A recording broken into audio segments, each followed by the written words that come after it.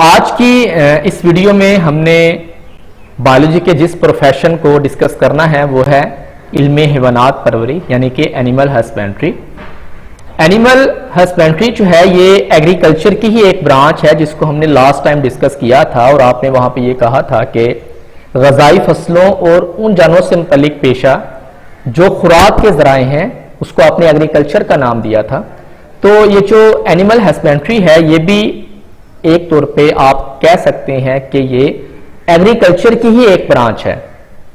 ये एक ऐसी ब्रांच है एग्रीकल्चर की जिसमें हम क्या करते हैं, जो आपके पास पालतू जानवर हैं जिनको आप लाइव स्टॉक भी कहते हैं, माल मवेशी, मसलन भेड़ हो गया, गाय भैंस वगैरह की हिफाजत और नस्लकशी इसमें की जाती है।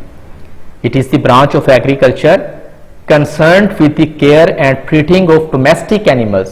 डोमेस्टिक एनिमल्स की केयर, उसकी ब्रीडिंग, नस्लकशी यानी कि हिफाजत के जितने भी तौर तरीके हैं, आप कैसे उसकी नस्ल को आगे बढ़ा सकते हैं, किस तरह आप उनकी हिफाजत कर सकते हैं, किस तरह अपनी प्रोडक्शन को मजीद आगे बढ़ा सकते हैं, म्यार आप कैसे बढ़ा सकते हैं, मिकदार आप कैसे बढ़ा सकते हैं, इन तमाम का ताल्लुक किसके साथ होता है, एनिमल हस्बेंड्री के साथ होता है। हम इसमें पढ़ते हैं।